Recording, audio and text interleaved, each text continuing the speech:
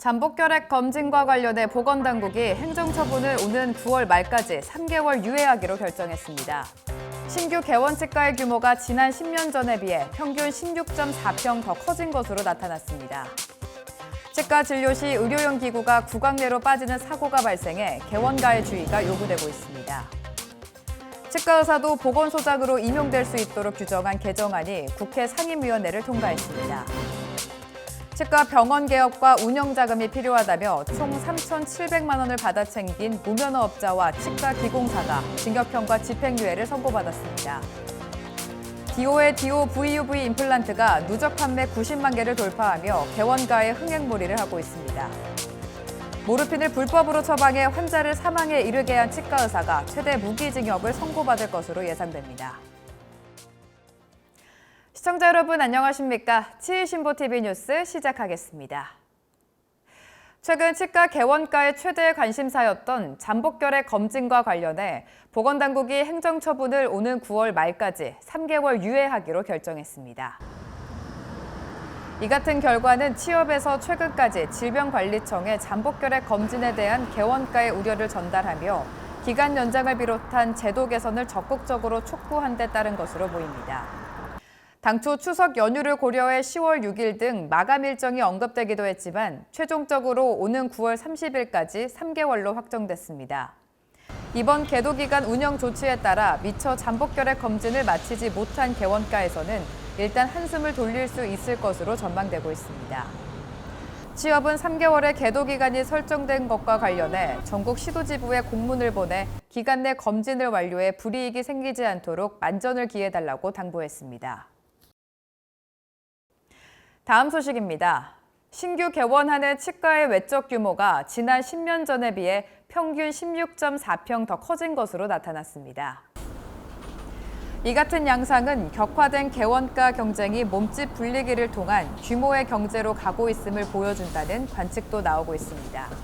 지자체 의료기관 인허가 데이터를 분석한 결과 전국에 개원한 치과 의원 평균 면적은 2013년 평균 58.6평에서 2017년 64.2평, 2021년 71.1평으로 점진적으로 늘어나고 있습니다.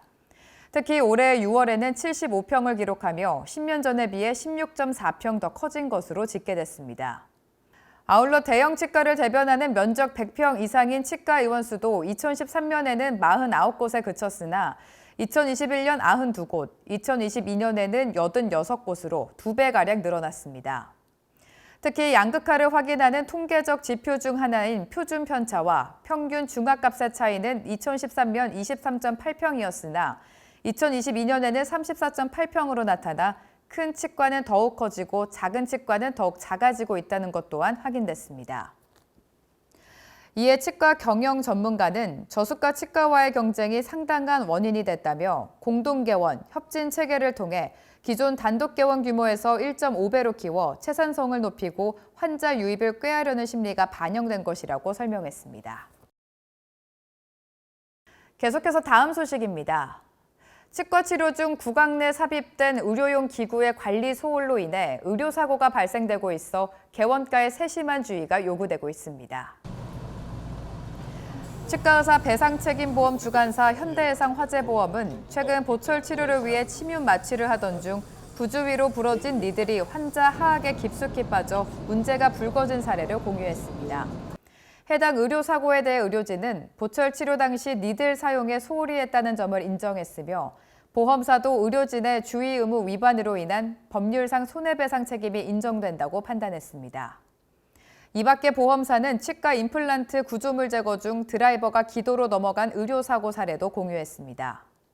해당 의료사고건에 대해 보험사는 환자가 의료진이 드라이버를 떨어뜨릴 것까지 예상할 수 없는 만큼 의료진에게 손해배상 책임이 있다고 판단했습니다. 다음 소식입니다. 치과 의사도 보건소장으로 임용될 수 있도록 규정한 개정안이 국회 상임위원회를 통과했습니다. 국회 보건복지위원회는 지난 6월 29일 전체 회의를 열고 남인순 더불어민주당 의원과 서정숙 국민의힘 의원이 각각 대표 발의한 지역보건법 개정안을 통합 조정해 가결했습니다. 해당 개정안은 의사면허가 있는 사람을 보건소장으로 임용하기 어려운 경우 한의사나 치과의사, 간호사, 조산사, 약사, 또는 보건소에서 실제로 보건 등과 관련된 업무를 하는 공무원도 임용할 수 있도록 했습니다. 이처럼 기존 의사만을 우선적으로 보건소장에 임용하는 행위와 관련해 국가인권위원회와 법제처는 특정 직종을 우대하는 것은 차별 행위로 판단돼 법령정비 대상 과제로 선정된 바 있습니다. 이에 따라 취업 등 각 의료인 단체에서는 이 같은 기존 규정이 합리적 이유 없는 차별인 만큼 개선돼야 한다고 촉구했습니다. 다음 소식입니다. 국민건강보험공단이 금연치료 지원 사업을 펼치고 있는 가운데 치과계에도 이에 적극적으로 참여해 줄 것을 요청했습니다. 해당 사업은 금연치료를 제공하는 의료기관의 내원에 참여를 등록한 국민을 대상으로 펼쳐지며 8주에서 12주 동안 6회 이내의 의사진료 상담과 금연치료와 관련된 의약품 구매 비용 일부를 지원하는 방식으로 진행됩니다. 1년에 3번까지 등록할 수 있으며 기관은 진료 환자 중 흡연자에게 흡연 여부를 문진하고 당일 금연진료 역시 가능합니다. 참여 절차는 홈페이지를 통해 금연치료 의료인 온라인 교육을 필수로 이수하고 요양기관정보마당에서 참여 등록을 신청하면 됩니다. 계속해서 다음 소식입니다. 치과 병원 개업과 운영 자금이 필요하다며 총 3,700만 원을 받아 챙긴 무면허업자와 치과 기공사가 법원에서 징역형과 집행유예를 선고받았습니다. 인천지방법원은 최근 사기 및 배상 명령 신청으로 기소된 무면허업자 A씨에게 징역 4개월과 집행유예 2년, 치과 기공사 B씨에게는 징역 6개월과 집행유예 2년, 그리고 사회봉사 80시간을 선고했습니다. 판결문에 따르면 무면허업자 A씨는 피해자 C씨에게 치과 병원을 개업하려는 전문의인 것처럼 행세하며 자금을 요구했고 추후 갚겠다고 거짓말을 한 것으로 드러났습니다.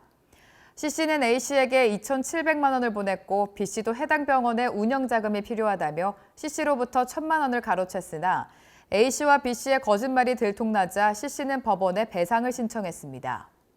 재판부는 A씨와 B씨는 의료인이 아닌 만큼 정상적으로 병원을 개설 운영할 수 없고 돈을 갚을 능력이 없음에도 불구하고 피해자로부터 병원 개설 비용 또는 운영자금 명목으로 돈을 편취했다며 다만 이들은 잘못을 인정하고 피해액 중 일부가 변제된 점, 과거 범죄 전력 등을 고려해 양형 이유를 밝혔습니다. 다음 소식입니다. 2024년도 요양급여 비용 유형별 인상률이 최종 의결됐습니다. 2023년 제11차 건강보험정책심의위원회는 지난 6월 29일 서울국제전자센터 건강보험심사평가원에서 비공개로 진행됐습니다. 이날 회의 결과 2024년도 전체 수가 인상률은 1.98%로 결정됐습니다. 각 유형별 수가 인상률과 환산 지수는 치과가 3.2%, 96원, 병원은 1.9%, 81.2원, 한의 3.6%, 98.8원, 조산원 4.5%, 158.7원, 보건기관 2.7%, 93.5원입니다.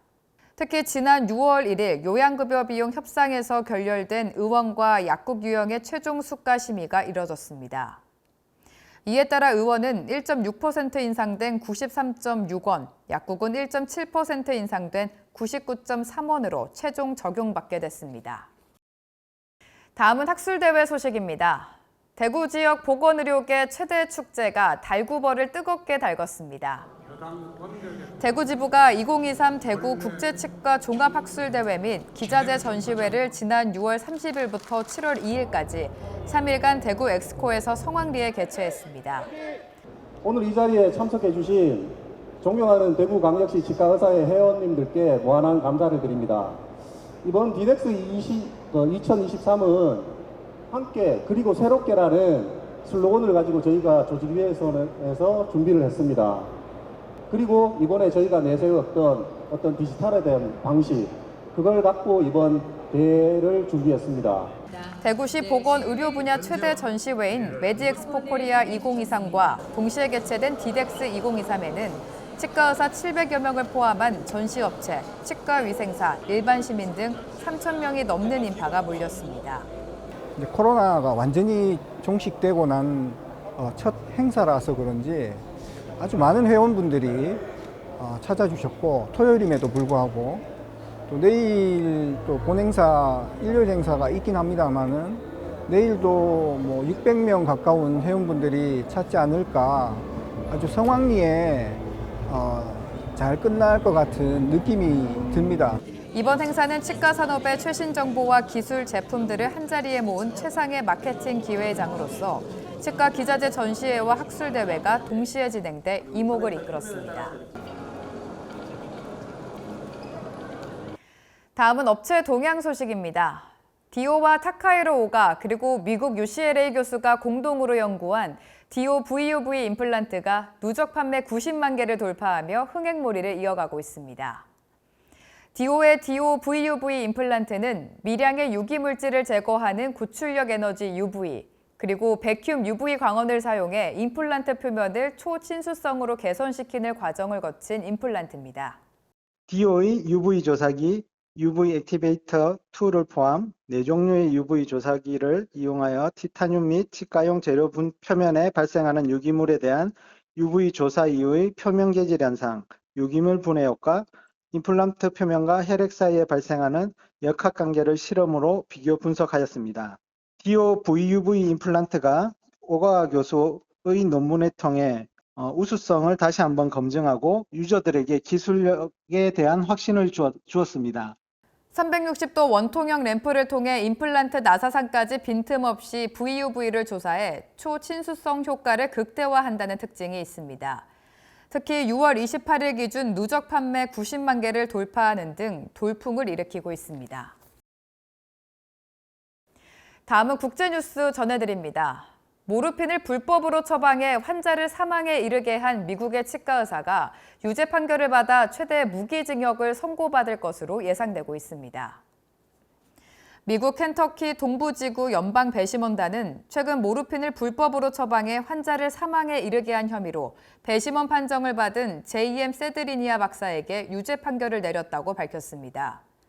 세드리니아 박사는 켄터키주 크레센트 스프링스에서 치과를 운영하고 있으며 일상적인 치과 시술을 위해 환자들에게 강력한 오피오이드를 처방해온 것으로 드러났습니다.